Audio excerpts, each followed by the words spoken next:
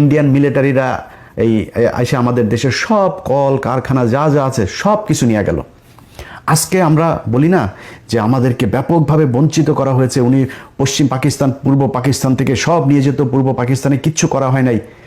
ভাই ইতিহাস যা গিয়েছে সব বাদ দেন, কয়জন ধর্ষণ হয়েছে বাদ দেন, মুক্তিযোদ্ধা কয়জন ছিল আর নিহত কয়জন হয়েছে সব বাদ দেন, ওগুলি পাস্ট।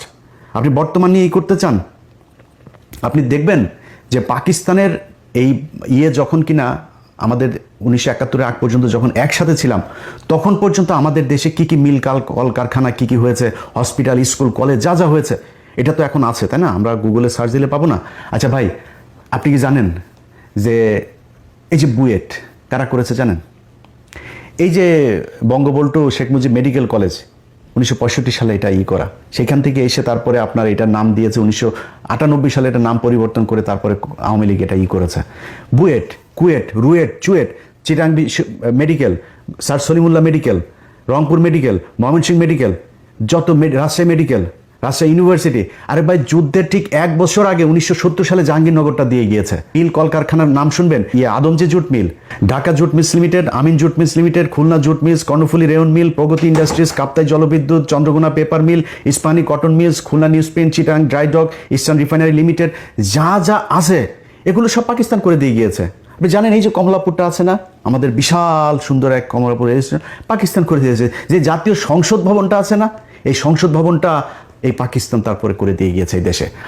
আপনি আমারে বলেন 1971 সালের পর থেকে ঢাকা মেডিকেল 1921 সালে প্রতিষ্ঠিত, কিন্তু এটার বেশিরভাগ যে বিভাগগুলো আছে, ঢাকা মেডিকেলটা ব্রিটিশ আমলে করে দেয়া, এটার যত মানে এই এক্সটেনশন সব পাকিস্তান আমলে করা হয়েছে।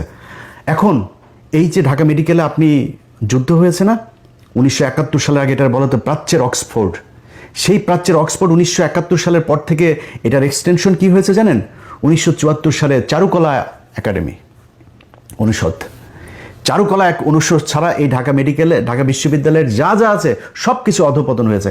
একটা মিল কলকারখানা বলেন তো, কোন মিল কলকারখানা আমাদের এই দেশে হয়েছে 1971 সালের পরে? গার্মেন্টস হয়েছে, আমাদের দেশে নারীদেরকে সব ন্যাংটা করে তারপরে রাস্তায় নামাইছেন, সারাদিন না খায় থাকে, না খেয়ে থেকে তারপরে সেখানে প্রতি মাসে 5,000, 7,000, 10,000, 15,000 বেতন পায়, মাস শেষে পুষ্টিতে ভোগে, বিয়ে হয় না, বাচ্চা হয় না, টিনের চালার ভিতরে এক এক ঘরের ভিতরে গাদাগাদি করে 8জন 10জন থাকে, সকালে ভোরে থালাবাটি নিয়ে তারপরে যায়, রাত 8টা 9টার সময় আসে, যেগুলি একটু সুন্দরী তাদেরকে গার্মেন্টস মালিক ওই সুপারভাইজার টাইজার করে কোনটা খায়। এই হচ্ছে আমাদের দেশের উন্নতি। আরেকটা উন্নতি কি হয়েছে, আমরা বিদেশে লোক পাঠাই, যেটা দিয়ে এখন দেশটা টিকে আছে। এর বাইরে পাকিস্তান যাওয়ার পরে এই বাংলাদেশের মিনিমাম কোনো ধরনের কোনো উন্নয়ন হয় নাই।